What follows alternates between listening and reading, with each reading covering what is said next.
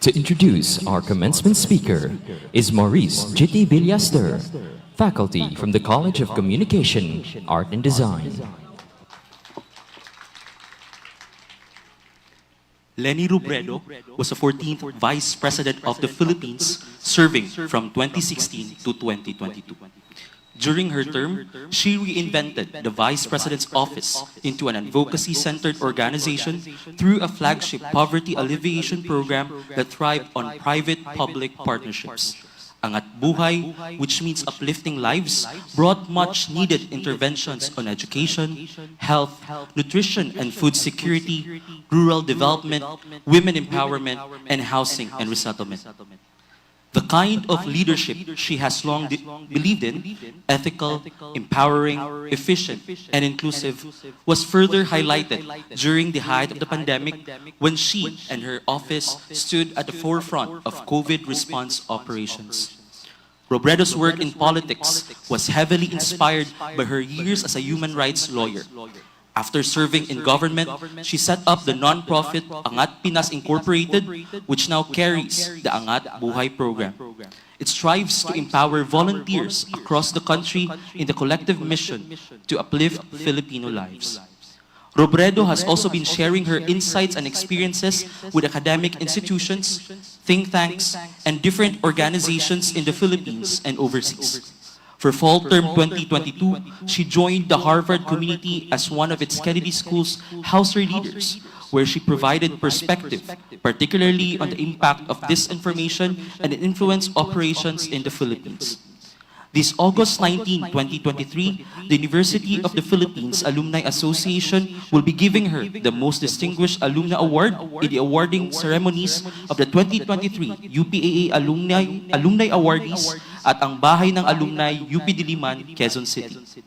The UPAA awardees are outstanding individuals recognized for their leadership, achievements, service, and contributions to create positive change in the country and in the world. Everyone, it is my honor and privilege to welcome this year's commencement speaker, former Vice President of the Republic of the Philippines, Honorable Maria Leonor Leni Herona Robredo.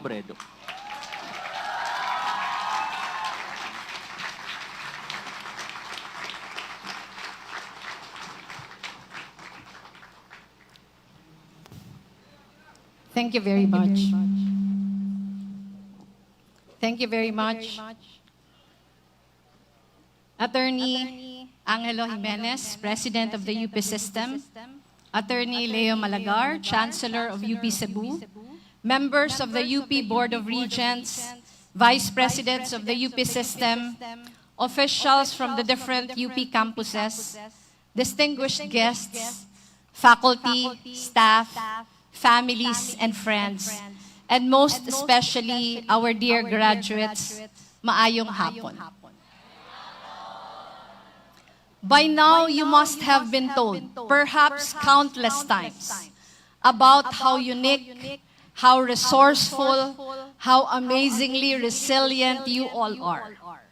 You, after all, are a batch that had to go through the pandemic, a phenomenon that spanned the entire globe, causing massive economic downturn and costing countless lives. Within the past years, you were forced into an almost overnight transition in terms of the way you learn, the way you interact with each other, the very way you live in the world. Many of you have had to struggle with adjustments. Some may have encountered personal tragedies. All of you today powered through all the uncertainty and anxiety. You pulled yourselves together and grit your teeth and did what needed to be done. And this indeed is something that you should be very proud of. You stand here today as the batch that triumphed over a kind of adversity that few in living memory had to struggle with. This is a truth you already know, a truth that can never be taken away from you. I speak before you today both to reaffirm and to broaden this truth, to attempt to distill its lessons and hopefully connect it to other insights that might offer you a guide on how to approach the world that awaits. Over the years, I have spoken before many audiences, and there is a word that I have repeated as a sort of a mantra, a theme, my own personal anchorage in my undertakings from my early days as a human rights lawyer to my stint in public service and until now, as I participate in the development sector as a private citizen. That word is solidarity.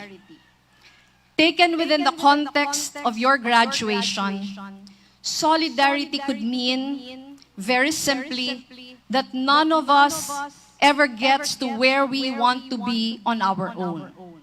This is a truth we all know in your bones, but can be obscured by the weight of our personal struggles, our individual hard work, by all of the things that we did on our own. But it bears remembering that even in these times when it seemed that we were alone, so many invisible hands were at work to empower us, to prop us up, to try to make our burdens lighter. Parents who sacrifice their well-being for your own. Support systems and friends who sometimes set aside their own problems to help deal with yours. Teachers who, despite very tough exams and many projects and papers, earnestly wanted you to succeed. Once we begin to understand this, solidarity takes on another, perhaps deeper meaning. We realize that just as we are never the sole and final cause of our achievements, so should we never be its endpoint. It is, of course, easy to point out the countless individuals throughout history who pursued personal enrichment and little else, who accumulated and became addicted to wealth and power, and spent their entire lives holding on to it, or using it to evade accountability from whatever unscrupulous things they had to do to acquire it in the first place. We all know we have more than our fair share of these kinds of people. At the same time, there is nothing wrong with dreaming for a better life for oneself and using the privilege of one's education to bring these dreams to reality. But if history has taught us anything, it is that such a mindset of self-absorption, of never having enough, that is at the root of many of humanity's greatest challenges. Because at the end of it all, taking and taking from the world, unmindful that in taking more than we need, we deprive others. And being so ignorant of our interconnectedness, that we run roughshod over the rights and dignities of others. In taking the individual glory and self-enrichment to a destructive extreme, we calcify the structures that over time will only lead to everyone's doom. The opposite of solidarity is selfishness. And it is selfishness that is at the root of authoritarians waging war on their country's poor, on dissent, on the truth. It is selfishness that orders tanks to rumble across borders or ships to slash across entire seas and claim them as their own. It is at the root of corporations digging countless holes in the ground and extracting resources and burning them until the entire planet runs a fever.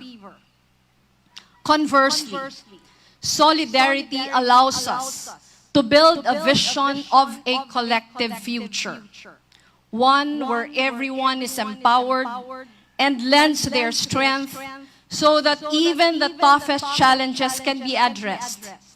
And this light then, it ceases to be an abstraction. We begin to understand solidarity as the only viable strategy for human survival.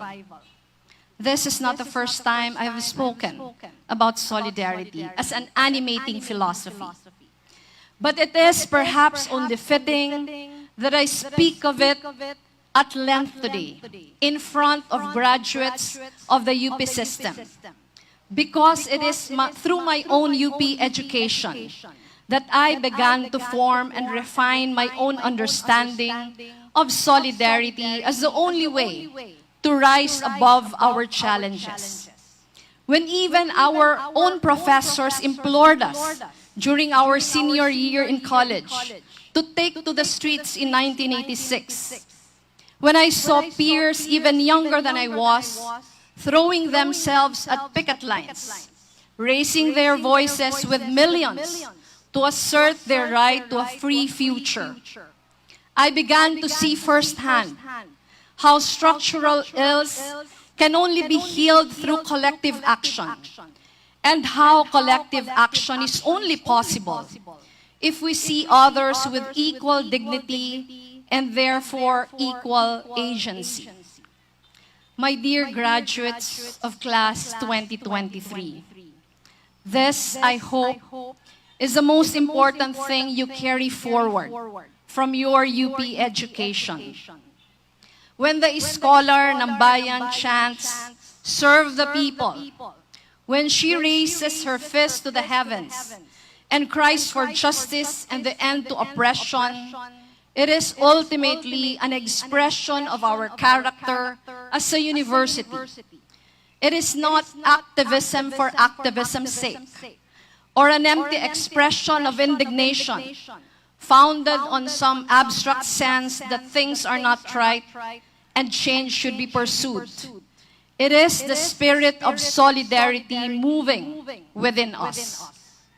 Your years in UP grants you knowledge in your respective fields, yes. It grants you technical skills that are at par with the best in the world. But it also grants you vision. It grants you the moral clarity to see the world as a web of struggles with often structural roots. It allows us to look beyond ourselves, to ask bigger questions, to seek ways forward, not only for ourselves, but with our people. You will succeed in your own careers. After what you have been through, it is almost a given that if you apply yourselves to any pursuit with the same rigor and courage, with the same puso at utak as you did this past years, there is nothing you cannot achieve. You will look back to these years with fondness and perhaps a little disbelief.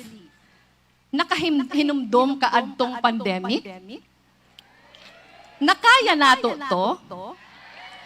Nakaya nimo. You will remember the struggles, the triumphs, and more importantly, the how. Not alone, but through the support and solidarity of others. And I hope with all my heart that in remembering, you will find not only the strength to achieve more for yourself, but to also move in solidarity with others, so that we may rise to our collective challenges as a nation. Congratulations, class of 2023. We are all very proud of you. UP Fight, mabuhay kayong lahat.